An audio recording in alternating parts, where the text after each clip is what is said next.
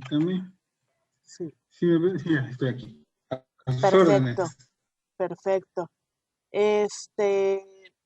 Va a compartir pantalla. ¿Qué necesita, doctor? Sí, bueno, ante todo, buenas tardes a todos. Sí, tengo unas láminas que quisiera participar y compartir con ustedes. Espero que la señal no me juegue, ya saben, pero estoy aquí en contacto aquí también vía electrónica por correo y a la orden cuando ustedes consideren pertinente. Muchas gracias.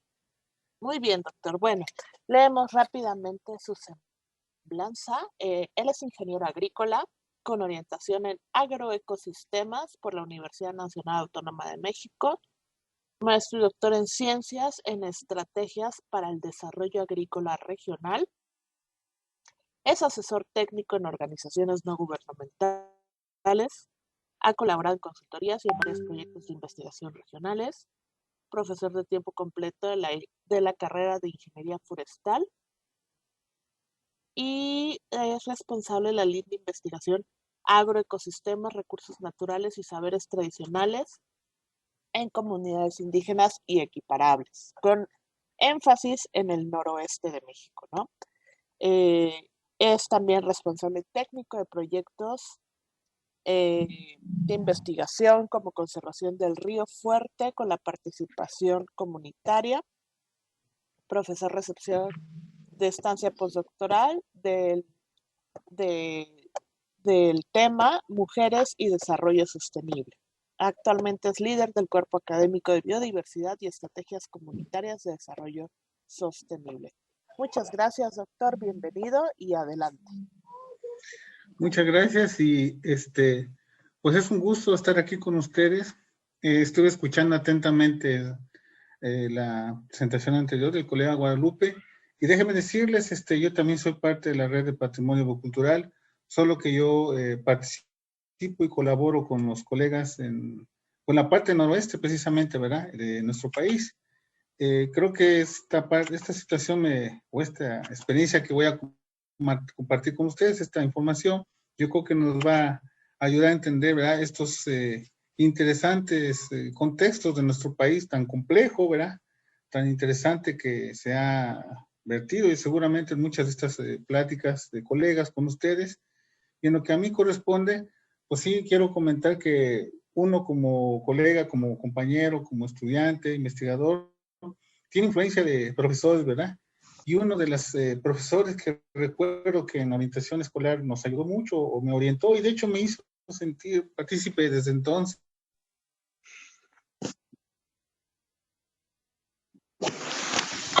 Esta cuestión de agricultura tradicional y que en la UNAM pues, a nosotros nos impulsó mucho. De ahí que esta concepción de agroecosistemas y aspectos de sistemas agrícolas y demás, pues me han acompañado desde hace tiempo y los he sumado con la perspectiva de colegas diferentes, de otros estudiosos como Toledo y varios investigadores que seguramente algunos de ustedes leerán sus obras. Bien, yo voy a platicar.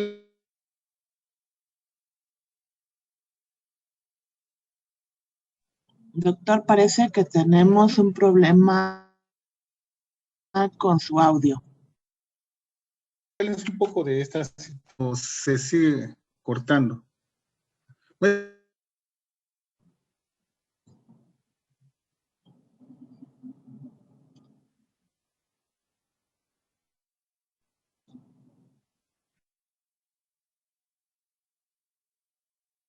voy a quitar mi video, a ver si me oyen mejor. ¿Se escucha? Sí, se escucha. Ah, perfecto. Bien, bueno, miren, hablar de los pueblos indígenas en México, pues seguramente han visto series de estadísticas. Aquí están algunas de las que podemos encontrar habitualmente en las informaciones que se publican en diferentes medios. Los pueblos indígenas en América Latina son sumamente importantes, lo han sido históricamente, y nuestro país pues no es la excepción, ¿verdad? Al menos 68 grupos indígenas u otros que autores pueden considerar un poquito más o menos, pero son los que están actualmente presentes, ¿verdad? Con sus diferentes variantes culturales o lingüísticas y su lugar de residencia en nuestro actual país. Pero miren, lo que yo creo me parece importante recalcar es precisamente la situación que ocurre actualmente en muchos de estos espacios, lugares, ¿verdad?, de nuestro país. Serie de conflictos sociales, por un lado, y una serie de conflictos ambientales por el otro, que tienen que ver con una situación, desde un punto de vista arraigada a un modelo de desarrollo económico globalizante. Es decir, el modelo capitalista, como nos enseñaron en tiempo atrás, pero que sigue siendo vigente en términos de su concepción. Este modelo de desarrollo globalizador ahora, en su máxima fase, pues es uno de los modelos que ha trastocado mucho de la situación que sucede en muchas comunidades y rincones de nuestro país, tanto áreas rurales como urbanas. Y precisamente el deterioro ambiental y la situación social de conflictos pues van de la mano con esta cuestión, ¿verdad?, que estamos comentando. El noroeste de nuestro país no es la excepción. Actualmente sufre problemas serios de deforestación y problemas ahorita también anclados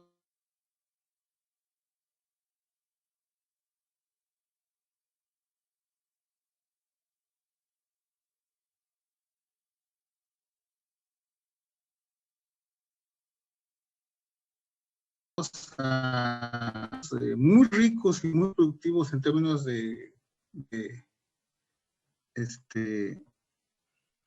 granos, de producción agrícola, pero desafortunadamente pues eso ha trastocado mucho de los sistemas que antes eran propios de la naturaleza, ¿verdad? Las selvas secas literalmente han sido desplazadas y desmontadas.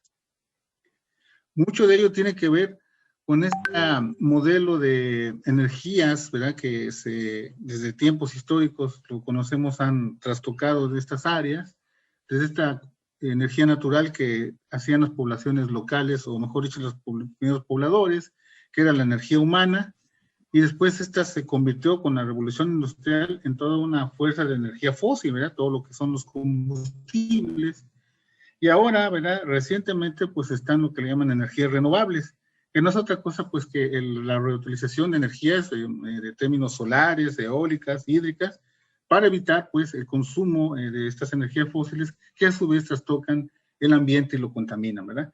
Entonces, en los últimos 2 siglos, 19 al 21, creo que ha habido un cambio sustancial en muchas partes del mundo sobre esta cuestión de transición energética, y mucho de ello tiene que ver, por ejemplo, con actividad agrícola, ¿no?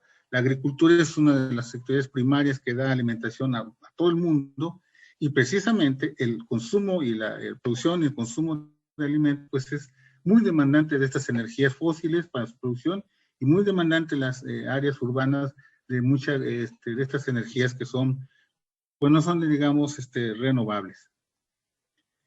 Como sabemos, este mapa es muy conocido por toda la diversidad que tenemos en nuestro país, es muy interesante, muy amplia en todo lo que es nuestro país, en cualquier región o comunidad o localidad que vayamos la vamos a encontrar, es tan interesante este mosaico, pero no hay que dejar de lado, y esa es la parte que quiero comentar, que todo esto tiene una cuestión histórica, ¿verdad? Se ha dicho muchas veces que lo que tenemos actualmente es producto de un pasado histórico, un pasado prehispánico, y efectivamente los territorios que ocuparon los primeros pobladores, los primeros habitantes de estas regiones, han sido documentados por historiadores y se encuentran de alguna manera, de manera en registros históricos, y señalan claramente cómo eran esos territorios, quiénes vivían ahí, cómo se desarrollaban entonces. Y claro está, la época de la colonia, la colonización como tal, la invasión y conquista, trastocó definitivamente esta organización social y política. Entonces, ¿verdad? La mestización o el mestizaje, ¿verdad? Reconfiguró nuestras identidades raciales, por decirlo de alguna manera. Y claro está que en aquel tiempo, pues la mano de obra indígena que fue explotada, la cuestión de las minas, la utilización de maderas y bosques, ¿verdad? Entonces, y luego la implementación de modelos agrícolas de tipo intensivo, como la caña de azúcar, la ganadería extensiva, trastocaron totalmente los paisajes naturales de aquellos tiempos y le dieron una nueva configuración a nuestro país, ¿verdad? Como ente ya social, ya político nuevo. Gracias. Sin embargo, debemos recordar y tenemos de tener claro que, por ejemplo, en aquellos tiempos se han documentado que las actividades productivas que hacían las comunidades indígenas, digamos, allá, pues tenían que ver ya con tecnologías indígenas propias, el manejo de la selva como tal, ¿verdad? De los, por ejemplo, de los mayas, ¿verdad? Todo lo que es la península de Yucatán ahora, pues fueron territorios mayas y siguen siendo parte de esos antiguos territorios mayas. Y el manejo de selvas, por ejemplo, que documentó Barrera en su momento, fue claro en señalar, pues, todo este arsenal de vegetación que manejaban los mayas y siguen manejando hasta la actualidad. Claramente con otras actividades como es la recolección, ¿verdad? ¿Qué recolección? Pues una serie de, digamos, aspectos o componentes que hay en las comunidades. Por ejemplo, la leña, plantas medicinales, hongos y una serie de elementos bióticos y abióticos que existen ahí.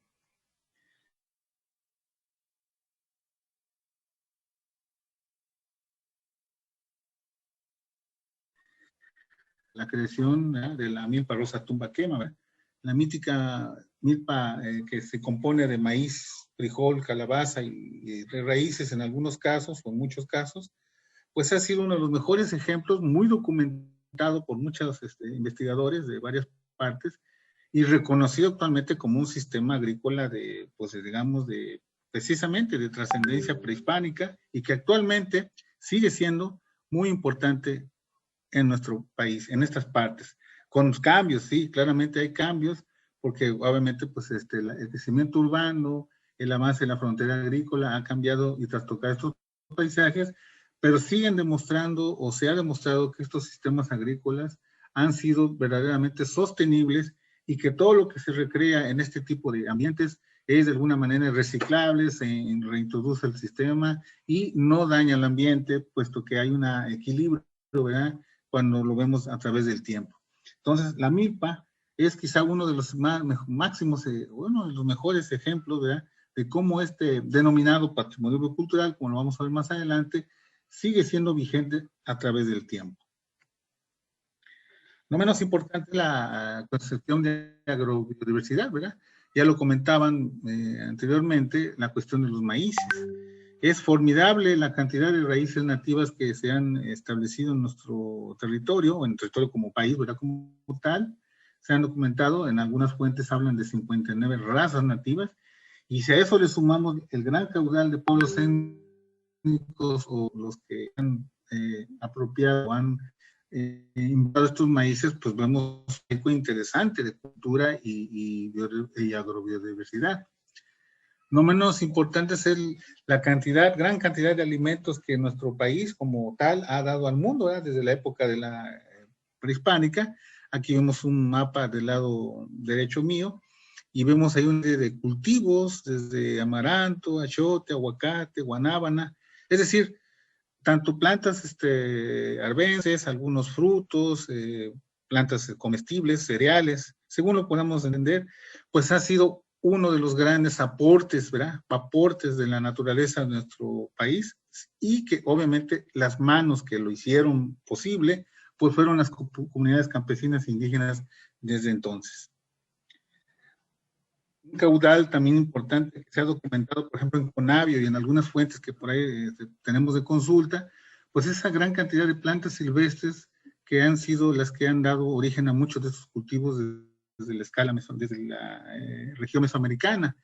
Tenemos plantas, pues muchas de ellas son de recolección, muchas plantas medicinales, la cuestión, por ejemplo, de los picantes o de los chiles, los agaves, sin duda, las calabazas, el amaranto.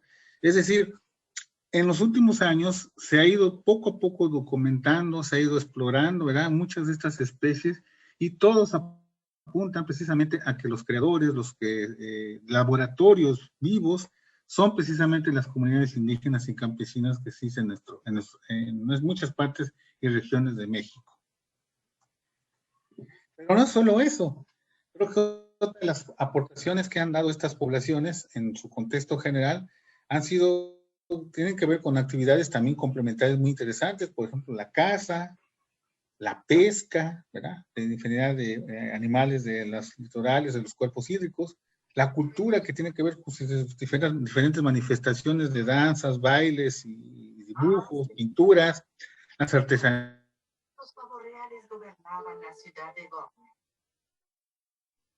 ¿Verdad? Que tiene que ver con los materiales regionales de la visión prehispánica, de la naturaleza, con la imposición, digamos, de la religión católica, que de alguna manera, pues, ha trastocado y trastocó desde entonces, pero las comunidades, de alguna manera, hábilmente y también como mecanismos de resistencia, lograron incorporar en su cultura y actualmente, pues, se siguen recreando en muchas de estas fiestas patronales que existen a lo largo de nuestro país. La medicina tradicional hispánica pues, es otro ejemplo precisamente de esa aportación milenaria que hasta la fecha, y lo vemos claramente en muchos de estos estudios nuevos, pues que se siguen encontrando interesantes ingredientes, ¿verdad? Digamos,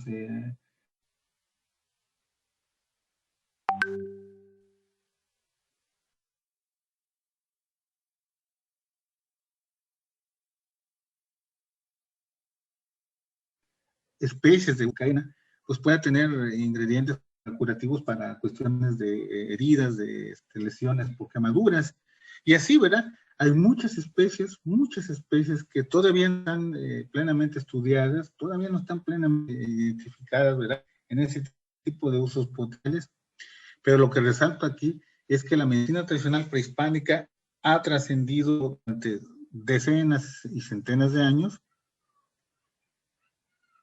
y hasta la fecha sigue siendo una aportación de estos pueblos milenarios. Pero ahora veamos la otra parte, que es la adaptación a esta diversidad de componentes ambientales, ¿verdad? Nuestro país, nuestro querido México, como algunos, digamos, amantes de nuestro territorio lo señalan, está realmente completo y complejo en sus elementos. Desde el relieve, ¿verdad? Que tenemos desde los 0 hasta los 5.600 metros. Climas, tenemos prácticamente todos los climas que hay en el mundo.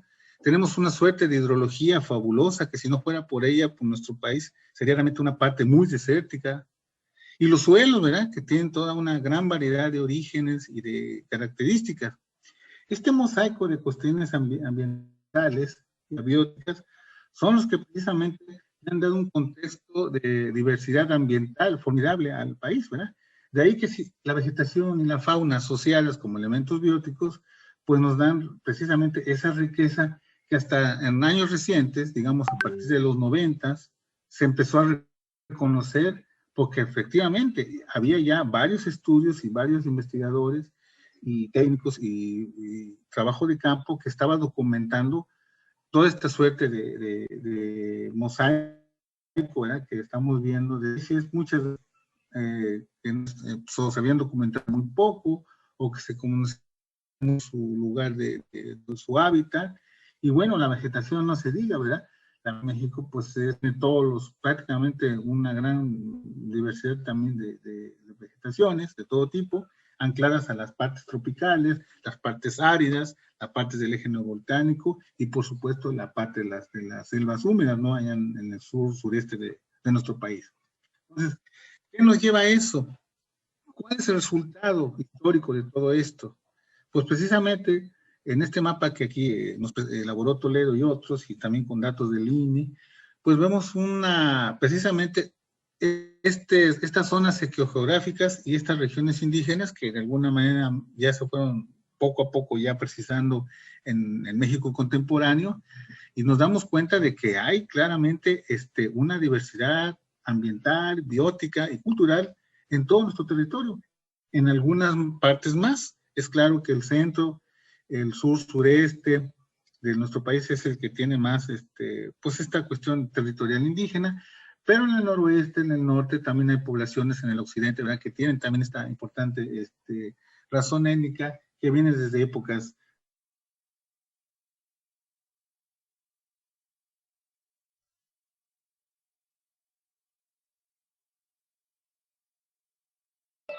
Mira, mi suéter también está caliente. Prehispánicas. Cosas que configuran esta gran diversidad está la topografía, ¿verdad? El relieve, la variedad de climas, la compleja historia, tanto geológica, biológica como cultural que ha sucedido. Por lo tanto, nos da un mosaico de condiciones ambientales múltiples, ¿verdad? Y microambientales, ¿verdad? Porque dentro de esas áreas grandes hay áreas pequeñas, hay pequeños valles, hay pequeños nichos, hay pequeños joyas, dijeron en algunas regiones, donde existen estas condiciones específicas y donde crecen, se producen especies o cultivos. Y eso nos da una gran variedad de hábitats y formas de vida. Por lo tanto, el factor histórico se relaciona con la cuestión biogeográfica, perdón. Entonces, nos vamos dando cuenta que para poder entender o comprender esta cuestión de bioculturalidad, tenemos que tomar en cuenta estos antecedentes y de alguna manera jugar con ellos, ¿verdad? En un entramado de interacciones para ir comprendiendo lo que está sucediendo, sucedió y está sucediendo actualmente en nuestro país, ¿verdad? Entonces, si estamos de acuerdo con ello, pues ¿cómo fue que se fue dando, verdad? Bueno, precisamente la participación de investigación y de estudiosos contemporáneos, aquí entramos los de diferentes disciplinas, por ejemplo, biólogos, lingüistas, antropólogos, etnobiólogos, etnoecólogos, hemos trabajado ya desde algún tiempo, y todos hemos llegado a ciertas coincidencias, ¿verdad? Efectivamente, es a entender que hay una diversidad biocultural muy clara, muy evidente, y también tenemos existen evidencias de que estos traslapes geográficos entre riqueza biológica y diversidad lingüística tienen que ver con los territorios indígenas y con las regiones de alto valor biológico. Es decir, es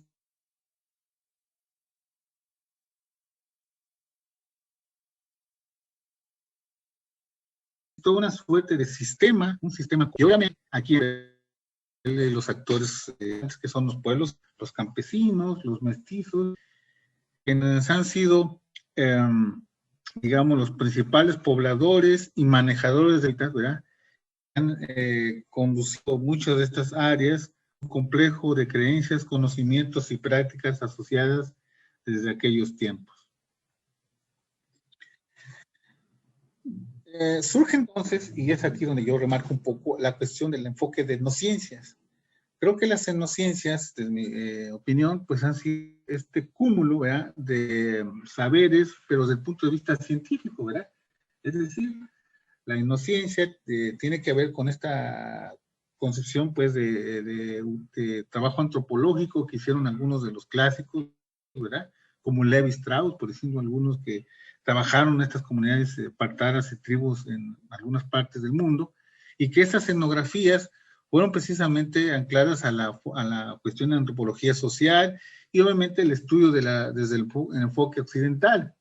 Sin embargo, creo que en los últimos años y por el surgimiento de nuevos investigadores y filósofos, pues esta etnociencia, o mejor dicho, estas etnografías fueron moviéndose a una etnociencia mucho más propia de las comunidades, mucho más propia de América, ¿verdad? Mucho más propia de nuestros pueblos, y creo que es ahí donde entran precisamente los nuevos, los investigadores mexicanos, ¿verdad?, de estas escuelas, pues de los 60, 70, 80, que se fueron formando y que nos formaron, ¿verdad?, donde ellos retomaron, digamos, algunas líneas, ¿verdad?, del enfoque occidental, pero al trabajar en campo, en nuestro país, pues se dieron cuenta que había una nueva manera, había que trabajar desde otra forma, desde otro enfoque, y creo que eso fue lo que nos fue dando una riqueza desde estos enfoques en los científicos. Claramente que es cuestión, entonces, bueno, es claro ahora que algunos de los supuestos, que incluso en la red de patrimonio está claro que lo tenemos varios, es precisamente dejar en claro que esta cercana relación entre grupos culturales y diversidad biológica, pues es lo que nos arroja este mosaico de posibilidades. Que los espacios de acción de estos pueblos son resultado de años de observación y experimentación sobre el ambiente, ¿verdad? De ahí que la agricultura, la vegetación, la fauna, los hongos, los suelos, el agua, todo es parte de la naturaleza y esa naturaleza es vida. Esa naturaleza es la madre tierra, como lo dicen los pueblos originarios, pero que ellos no la ven de manera fragmentada. Para ellos es un todo, es una forma holística de ver el mundo, una cosmovisión amplia. Nosotros no. Nosotros los investigadores, los científicos, los técnicos, la hemos subdividido y de ahí nos vamos a dar cuenta que esas subdivisiones de todo modo nos llevan cuando cerramos el ciclo, a un pensamiento holístico. Bien, algunas de estas, este complejo de saberes, ¿verdad? De investigación, bueno, mejor dicho, de aportes locales, pues es lo que da contexto al patrimonio biocultural, ¿verdad? Donde más o menos, digamos, algunos de los puntos que yo resalto importantes que se tienen, es que existe, que tiene que ver con el conocimiento y las prácticas ecológicas locales de algún contexto, la riqueza biológica asociada, ¿verdad?, a estos ecosistemas y especies y diversidad genética, la formación de paisajes culturales, la herencia, memoria y prácticas vivas de muchos de estos ambientes manejados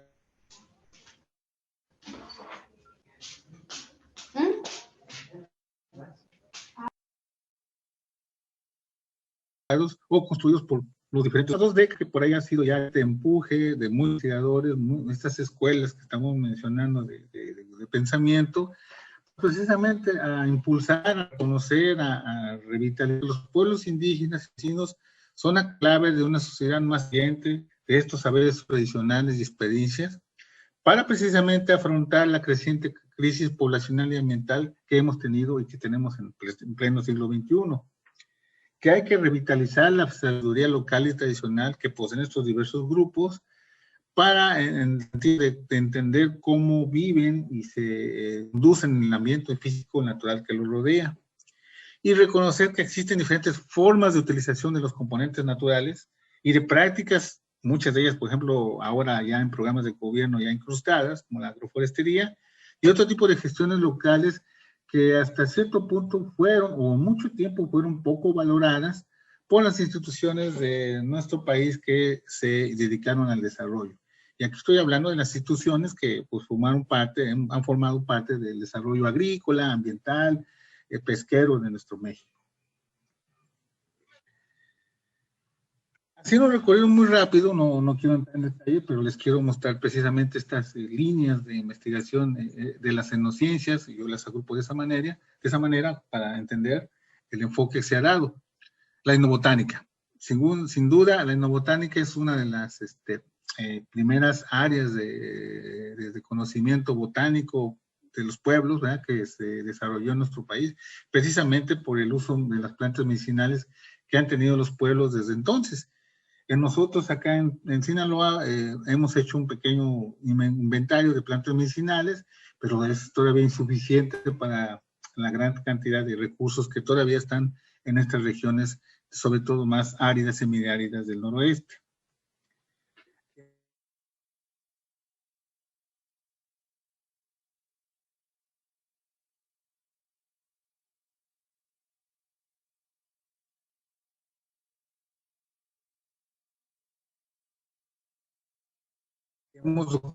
Pues da sustento, da cobijo, ¿verdad?, a los organismos que ahí viven.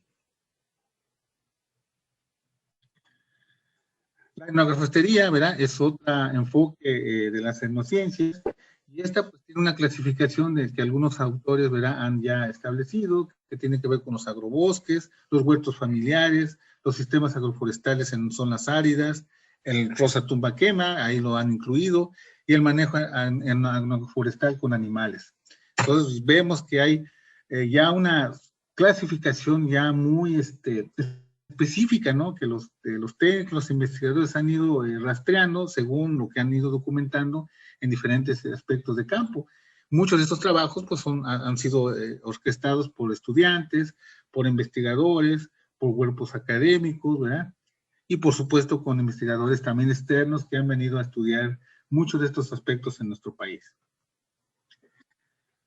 La etnomicología, pues es otra área muy importante, de mucho interés, ¿verdad?, que tiene que ver con todo lo que es la sabiduría de los hongos, uno de los recursos forestales no maderables más importantes y que, bueno, han sido documentados desde épocas también ya antiguas, y su importancia sigue siendo relevante en muchas comunidades que se dedican a la recolección, sobre todo en aquellas áreas húmedas, boscosas, que tienen suficiente humedad para poderlos rastrear. Y aquí también existe una suerte de conocimientos locales sobre su aprovechamiento y uso, puesto que muchos y otros tienen pues ingredientes tóxicos o medicinal, ¿verdad? También he documentado que hay unos hongos de uso medicinal que necesitan, pues, trabajando, no sé, para saber su uso potencial en la medicina actual.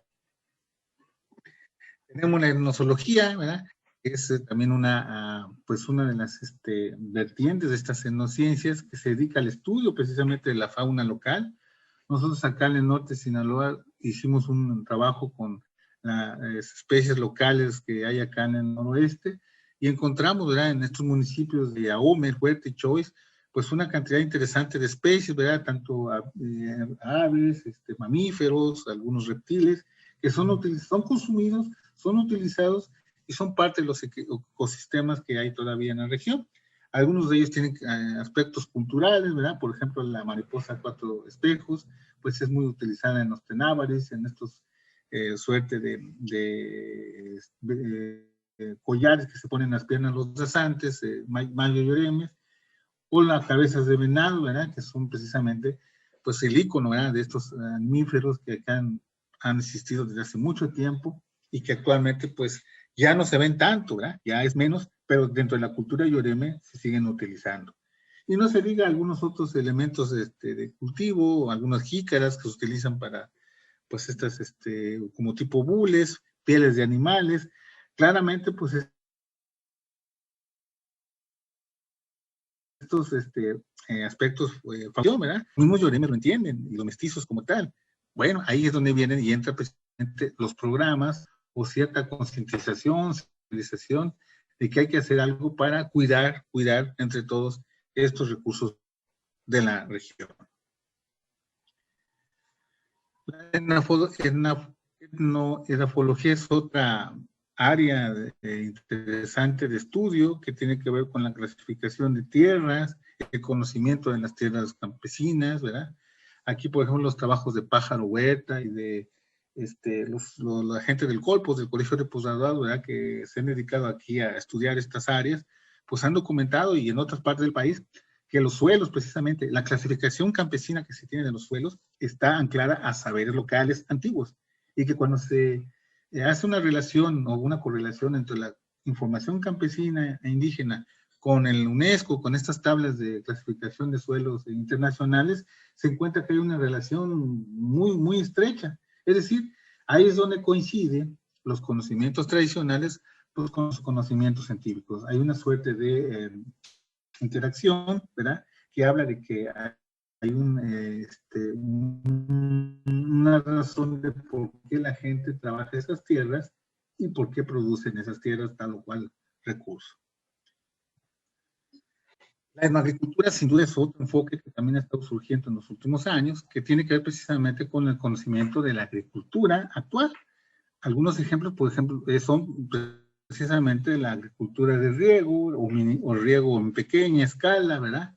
Que son precisamente también pues un acopio, ¿verdad?, de tecnología moderna, por decirlo así, con tecnología tradicional, el uso todavía de algunas semillas criollas o híbridos, pero que han ido adaptando los productores a su área de cultivo y que utilizan pues métodos todavía algunos no tan tecnificados, ¿verdad?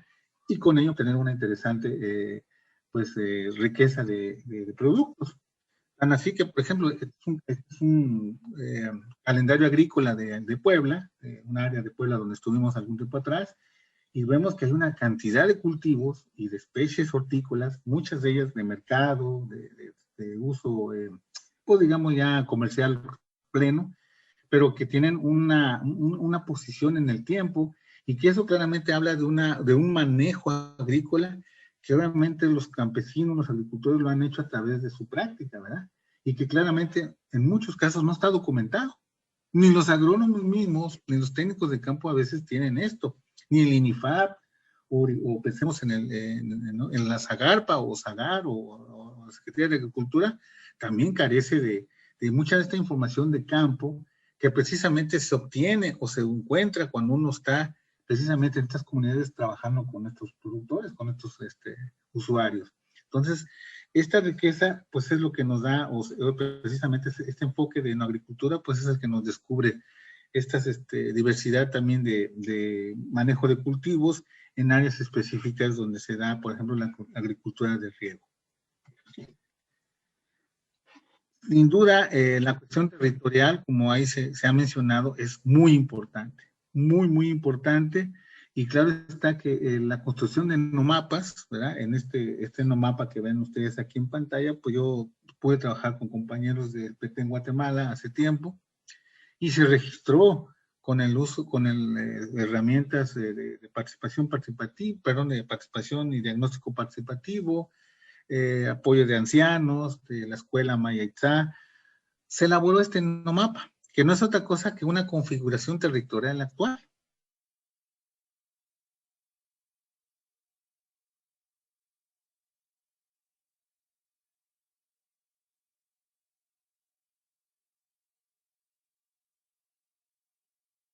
¿Verdad? De los pueblos, un área pequeña, un área regional muy pequeña, y que claramente pues es un bastión de resistencia.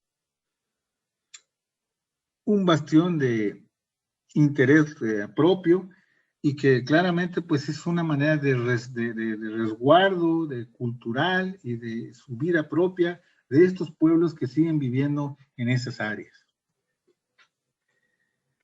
La cuestión de paisajes culturales, la cuestión de la construcción de los paisajes culturales, eso también es muy importante entenderlo, porque las comunidades en cualquier región en donde vayamos de nuestro país, seguramente ellos tienen límites hasta dónde hacen la agricultura, hasta dónde pueden ir a colectar tal o cual recurso, cuáles son las distancias que hay para eso y qué recursos se pueden obtener de ahí. Y claramente eso nos lleva precisamente a estos conceptos de agroecosistemas y de conocimientos ecogeográficos que siguen siendo vigentes. Yo considero que nosotros, o cualquiera de nosotros que quiera hacer trabajo con las comunidades, con estas perspectivas, necesariamente y obligadamente tiene que estar acompañando, siguiendo, trabajando con estos que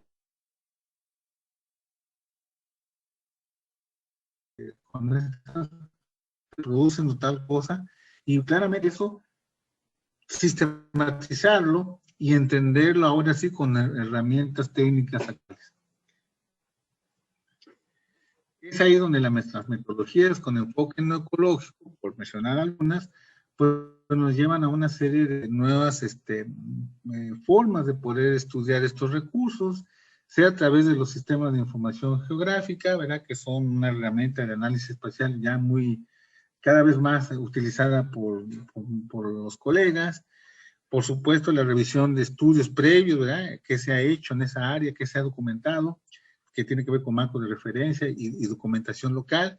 Y los conceptos que vayamos integrando, ¿verdad? De estas literaturas, de estos autores contemporáneos, que cada vez pues, están registrando sus experiencias, están registrando sus evidencias en plataformas digitales en las que nos podemos acercar.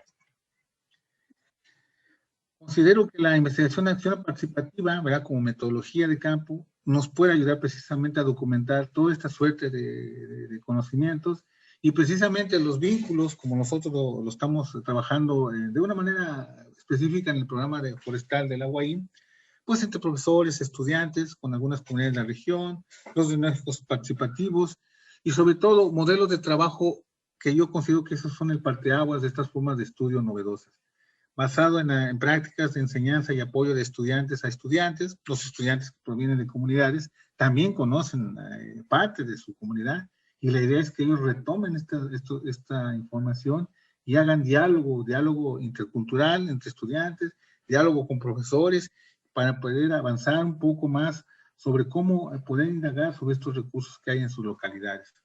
Entonces, el trabajo de equipo, las brigadas de campo, con apoyo de los profesores o asesores, son de enorme interés. De ahí que esta formación de capital humano y la divulgación de los trabajos ayudan precisamente, como este foro en el que estamos ahorita participando, en este diplomado, pues precisamente a señalar que el trabajo todavía es muy amplio, hay mucho que estudiar todavía acerca de estos aspectos y integrarlos a nuevos enfoques de estudio y de análisis. Aquí algunas imágenes, ¿verdad? Donde estamos acá en Sinaloa, ¿verdad? Del trabajo de campo. y claramente pues echando mano de ahora de las tecnologías de información, ¿verdad? Que son realmente una herramienta interesante, ¿verdad? Que debemos poco a poco ir utilizando más, pero obviamente pues de la mano de los saberes locales.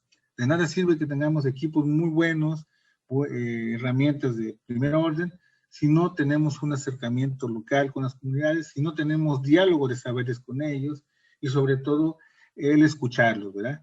Es importante, creo que esto es algo novedoso en los últimos años, una especie de diálogo mucho más de iguales, ¿verdad? De entendernos unos a otros y poderlos debatir en algún foro, en alguna casa ejidal, en algún hogar, en el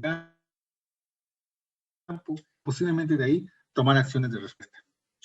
De ahí que nosotros, por ejemplo, estamos documentando, todavía nos falta, generar un sistema de información geográfica mucho más propio del territorio de Lloreme, que dicho sea de paso, es un territorio fragmentado, con muchos problemas, ¿verdad? De pérdida también de identidad, de la lengua, de pulverización de la tierra, de migración, pero que es parte de la vida regional, y que eso precisamente ha ayudado a las comunidades a que sigan ahí, ¿verdad? Creo que es una cuestión muy importante entender que las comunidades, sean los cambios que se vayan dando, ahí es donde aplicaría el mecanismo de resiliencia o ese mecanismo de adaptación y de resistencia a condiciones adversas y de seguir en su territorio, en su comunidad, en su región, en su parcela, apegada a ellos como un aspecto de identidad propia. A manera ya de resumen, de ir pensando qué es lo que nos ha aportado toda esta suerte de información, pues precisamente estrategias sostenibles, que siguen siendo válidas para el siglo XXI y que se resumen en lo que ya hemos mencionado, territorios y tierras, que nos lleva precisamente a la defensa y cuestiones de derechos humanos propios de estas comunidades y pueblos, a los saberes y conocimientos tradicionales que están anclados a un pasado histórico formidable, ¿verdad? Que ya hemos reconocido, a la adaptación y manejo de esta diversidad ambiental, ¿verdad? Por parte de estas comunidades, a la apropiación de la biodiversidad por los usuarios, por los pobladores, por los campesinos, por las familias, al manejo de la agrobiodiversidad, que es sumamente importante y amplia. Aquí entran todo tipo de semillas locales, nativas, propias, ¿verdad? Que se dan actualmente. Y a una suerte de actividades productivas regionales que tienen que ver con prácticas culturales que hacen las poblaciones cada que hay fiestas, cada que hay estos encuentros. Y tiene que ver también con su cultura, su salud, su alimentación, ¿verdad? Esto es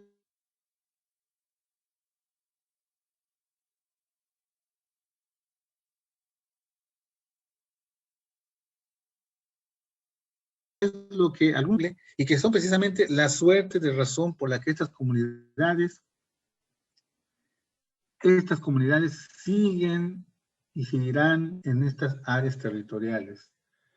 Una, practican agricultura de temporada, policultivos, practican agricultura de riego, algunas ya de tipo comercial propiamente, siguen haciendo huertos familiares, practican ganaderías extensivas, usan los recursos maderables, forestales a su alcance, o los no maderables, como las plantas medicinales, los hongos comestibles, u otros elementos abióticos. En aquellas comunidades que se puede, hacen todavía caza, la pesca, ¿verdad? Si hay cuerpos de agua, artesanías para poder subsistir, comercialización como trueque, cambios y su disposición de productos en tianguis, y por supuesto la venta de mano de obra, como se dijera, ¿verdad? La migración. Yo creo que este conjunto de estrategias de vías sostenibles, creo que es algo que nos lleva a estos nuevos enfoques que le llaman, por ejemplo, economía solidaria, economía, pues que le llaman economía campesina, nueva economía, ¿verdad? Tenemos que voltear a ver en estos aspectos que no todas las comunidades ni pueblos en nuestro país hacen. Algunas comunidades se especializan según sus condiciones ambientales y locales a hacer algunas de estas. Y algunas más que tienen una suerte de ambiente más favorable, pues las practican más, ¿verdad? Las llevan a cabo más. Entonces, vamos a tener que entender que en nuestro país, en ese gran mosaico que tenemos, algunas de estas aplican y algunas quizá no. Bueno, algunos avances, ¿verdad?, que tenemos que reconocer, pues que se dicen y que coinciden con muchos de estos investigadores que hemos mencionado, pues que existe una práctica y un conocimiento asociado al aprovechamiento de la flora y la fauna regional en muchos contextos. Hay una riqueza y diversidad de especies forestales y de otro tipo de vegetación según el contexto donde se haga el estudio. Por ejemplo, esto aplica para nosotros en Sinaloa. Prevalecen prácticas agroforestales y silvopastoriles tradicionales múltiples y que muchas de ellas son alternativas de producción y de aprovechamiento comunitario. Todavía el concepto de comunidad, todavía el concepto de población, de pueblo originario,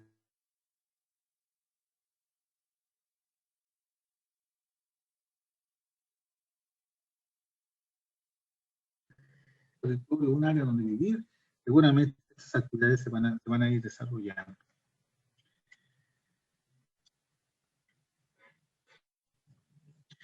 Y finalmente, dentro de los enfoques que se plantean, que son importantes y que son de surgimiento y que son, como digamos, esta nueva escuela de paradigmas, pues son la agroecología. Y la agroecología suma mucho de esto que estuvimos mencionando hace rato, suma el concepto de elementos de la geografía, del conocimiento tradicional, del desarrollo sostenible, de la agronomía, de la sociología, la antropología, la ecología y el medio ambiente, la biología. Es decir, estos enfoques de paradigmáticos que ahora se están impulsando, pues se están anclando precisamente a todo esto que estuvimos viendo hace rato, ¿verdad? Creo yo que estos enfoques agroecológicos y muchos otros que puedan ir surgiendo, tenemos que verlos con cuidado, tenemos que no generalizarlos, pero sí tomarlos como guías, ¿verdad? Y obviamente, pues, dependiendo del territorio, dependiendo de la región, dependiendo de la comunidad, dependiendo del contexto sociocultural y la comunidad misma, saber si se pueden emplear o no ahí. Quiero comentarles, por ejemplo, que precisamente en la red de patrimonio cultural, que ya tiene varios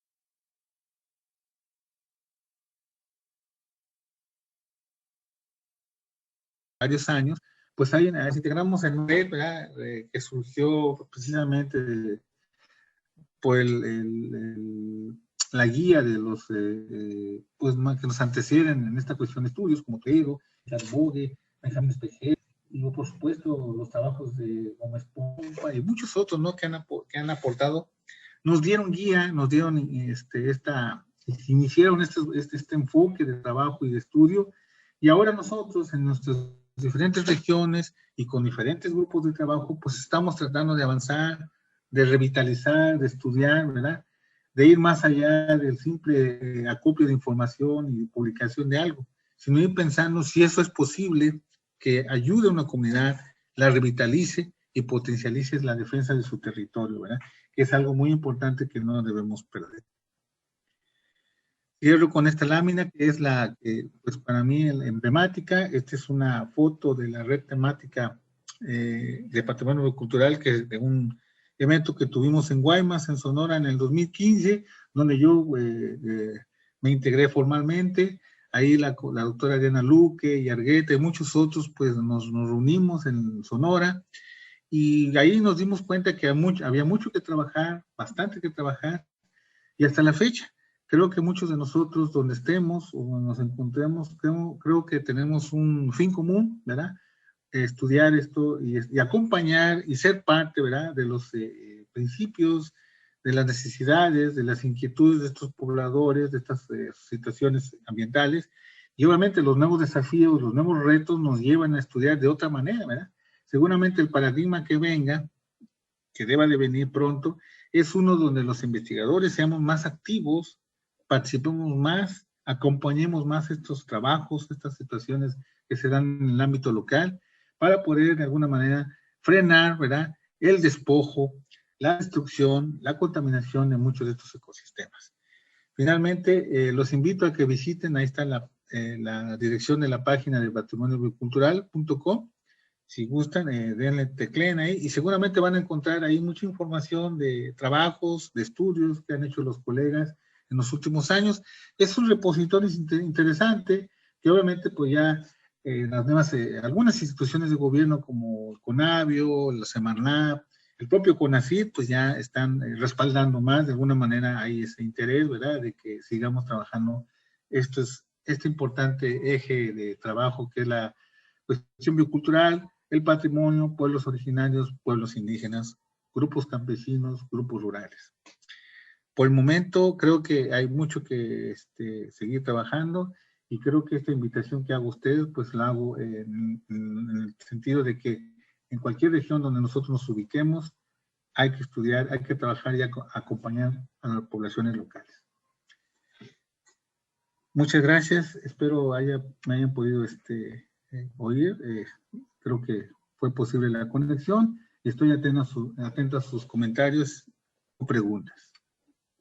Muchas gracias, doctor. Vamos a abrir el espacio para las preguntas y respuestas, quien guste.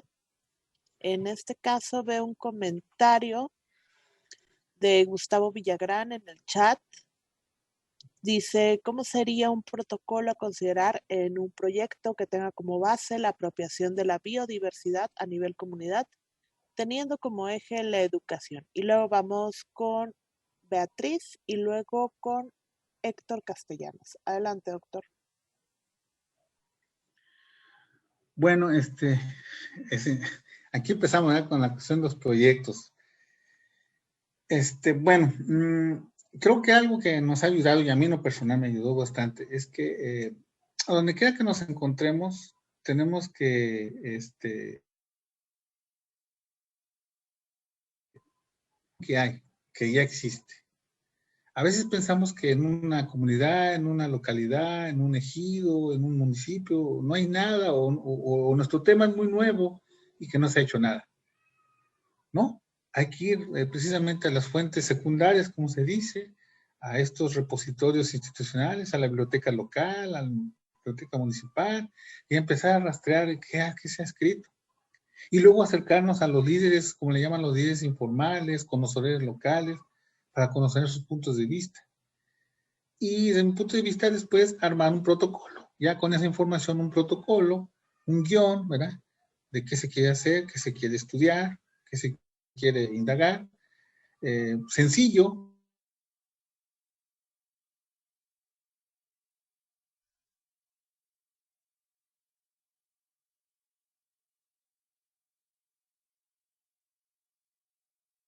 No muy completología, y esos son pasos, ¿verdad? No hay una receta.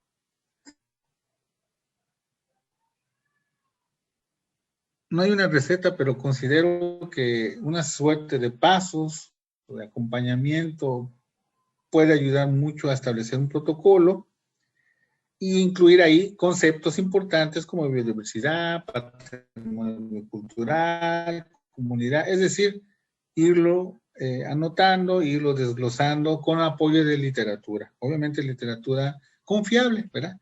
Creo que ahora las TICs, ¿verdad?, estos repositorios virtuales nos ayudan a buscar información mucho más rápida y eficaz. No sé.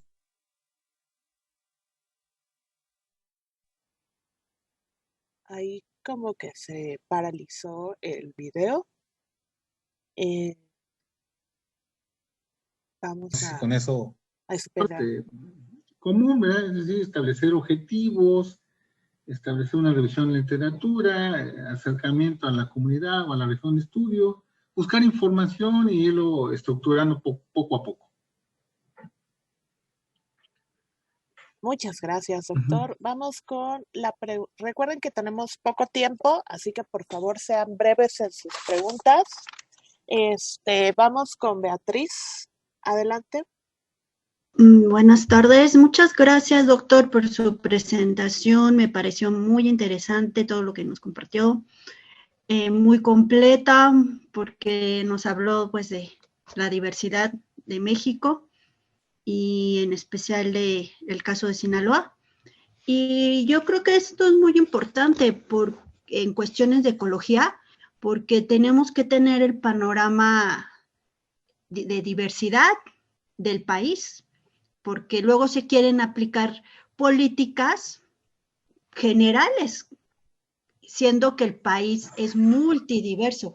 Ahora me pregunto, el mundo, si México es multidiverso, ahora el mundo es multidiverso, entonces mi pregunta es en relación a lo de las políticas mundiales, de la COP28, que quieren aplicar una sola solución para el mundo. Entonces yo le pregunto a usted, su experiencia, que es bastante amplia, yo vi que ya tienen resultados. ¿Usted qué opina o cuál es su perspectiva sobre proponer desde abajo, desde las comunidades? Hay mucho que proponer y a veces se nos quiere imponer desde fuera una sola manera de actuar, de adaptarnos al cambio climático, de proceder por un camino, ¿no? Cuando el mundo es multidiverso. Entonces, de acuerdo a su experiencia, ¿cuál es su visión? Por ahí escuchaba una presentación que comentaban que América Latina, en este caso México, tiene respuestas, ¿no? Entonces, ¿usted cómo ve esto? Creo que es muy claro, ¿no? Sí, las respuestas están en las comunidades. ¿Cómo hacerlas llegar a los organismos, ¿no? Cuando es al revés, se quiere volver a imponer, ¿no? Y eso sería mi pregunta. Y felicidades, muy interesante.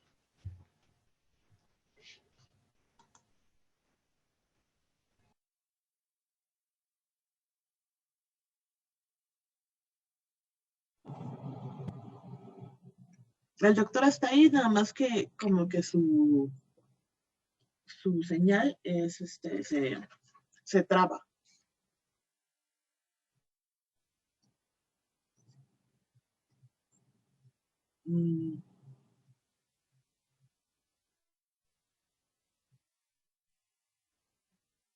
Bueno, mientras también podemos generar la discusión entre las personas participantes, ¿no?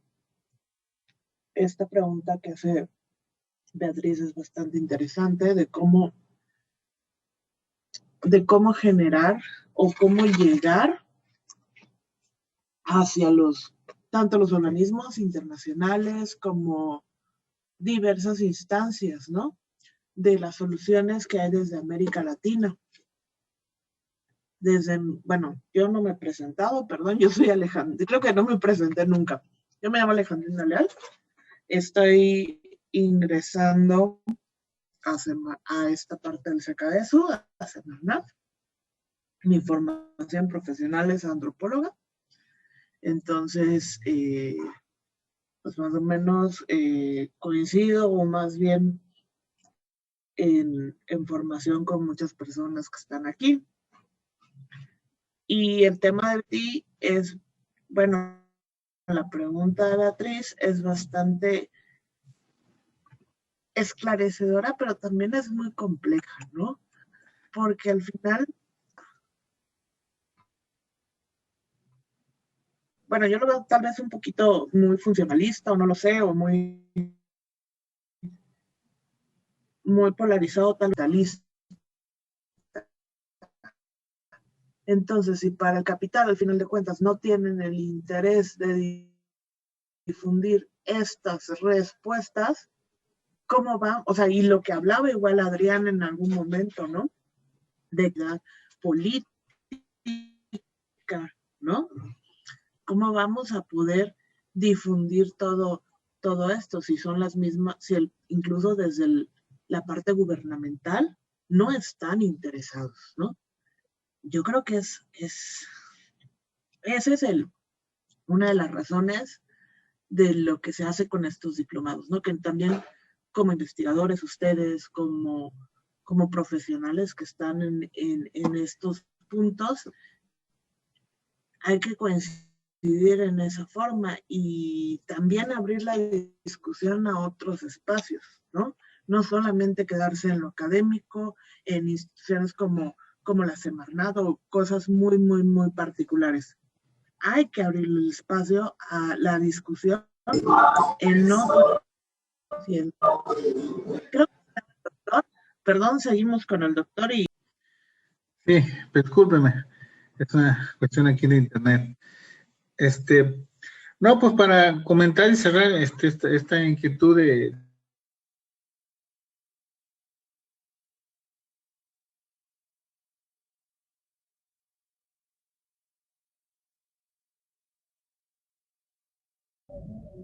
Creo que se volvió a trabar, ¿no?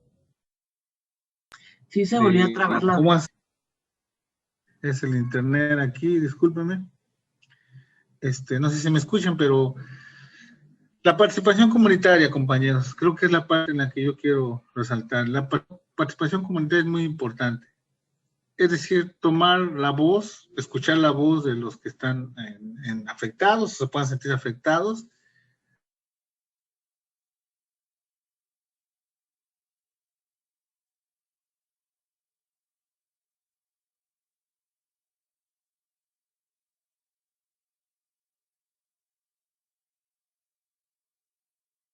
Hacer alianzas, ¿verdad? En el último momento tenemos la razón académica o la base científica del porqué.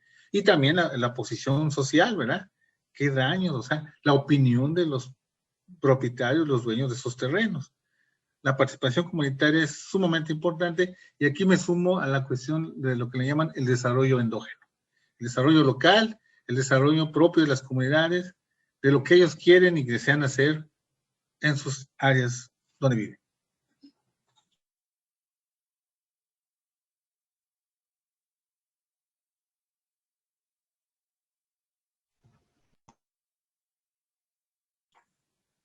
¿Escucharon, eh? Pues, Sí, gracias. Tenemos otras dos preguntas. Una, Luis Manuel Román, adelante, por favor. Buenas noches y gracias por la exposición. Mi pregunta es algo sencilla, de eso digo yo. ¿Cuál fue, como estamos hablando de Sinaloa, cuál fue el detonante que llevó a Sinaloa para ser el granero de México? Porque, o sea, ¿qué fue lo que hicieron ellos para ser una región tan importante como lo es ahora en cuestión del maíz?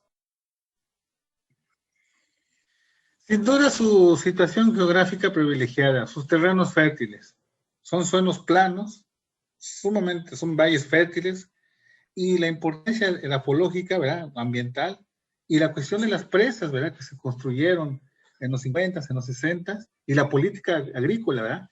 De modernización del campo, anclada a la Fundación Rockefeller,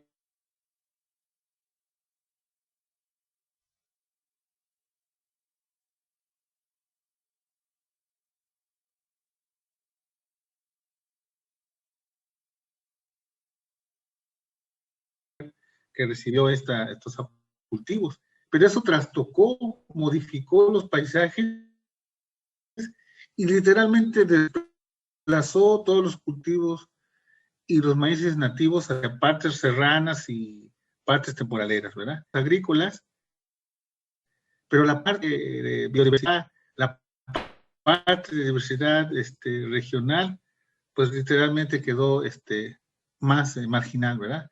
Sin embargo, el boom de la agricultura comercial y agroindustrial es lo que priva, ¿verdad? Aunque ahora nuevos métodos, se están buscando métodos para usar más eficiente el uso de agroquímicos, el uso de ciertas semillas, de todos modos sigue siendo el vergel de producción agrícola de nuestro país. Es un granero impresionante. Y obviamente económicamente, es lo que se privilegió, pues la producción agrícola es netamente comercial en favor de los grandes agricultores, ¿verdad? Y en detrimento, como siempre, de los agricultores menores, que han quedado a escalas menores y que obviamente algunos programas de gobierno actual, pues les están dando un espacio para productividad. Gracias. Pues muchísimas gracias a todas y a todos. Doctor, muy interesante. La verdad es que es muy interesante las 4 ponencias, esclarecedoras en mucho sentido, ¿no? Reflexivas. Obviamente igual es como volver a ver hacia la comunidad, ¿no? Uno que está en la ciudad tanto tiempo y luego te pierdes un poquito de esa conexión y de esos intereses, ¿no? De dónde viene todo lo que consumes y todo lo que eres, al final, pues la necesidad de valorar, ¿no? Este tipo de patrimonio, ¿no? Bueno, ya para finalizar, pues vamos a hacer una muy breve recapitulación. Pues hablamos del patrimonio biocultural en esta sesión. Maximino Díaz, el maestro Maximino, nos habló de grandes rasgos del significado multidisciplinario y comprender la relación con el cultivo, ¿no? De la sociedad, de esta relación, de la cultura, de las personas, cómo se relacionan con la tierra y con lo que cultivan dependiendo de sus regiones, ¿no? Adrián Cetina nos hizo el favor de igual de compartirnos ese concepto tan interesante y creo que a muchos nos causó igual ese ruidito en la cabeza, ¿no? De despatrimonialización, ¿no? ¿Quién dice que es patrimonio? Esa pregunta, esa gran pregunta. ¿Quiénes son? ¿Quién es la voz que dicta lo que es patrimonio, no?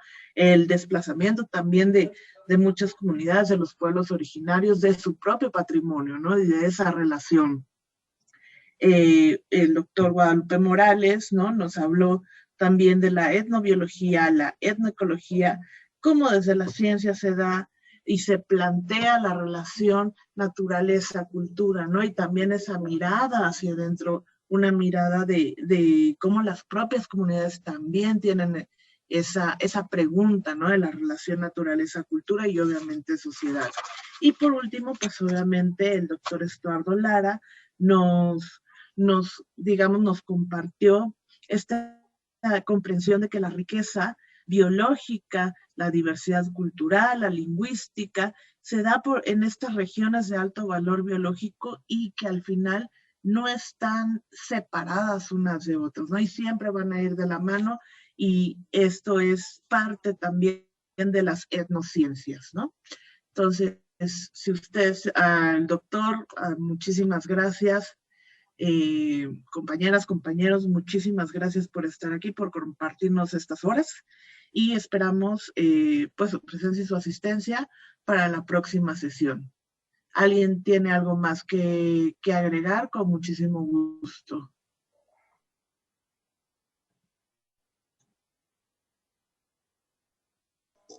No, gracias. Vale, pues muchísimas gracias, que pasen muy buena noche y que descansen. Buenas noches, hasta luego. Buenas noches. Noches. Hasta pronto. Buenas noches. Gracias. Buenas noches.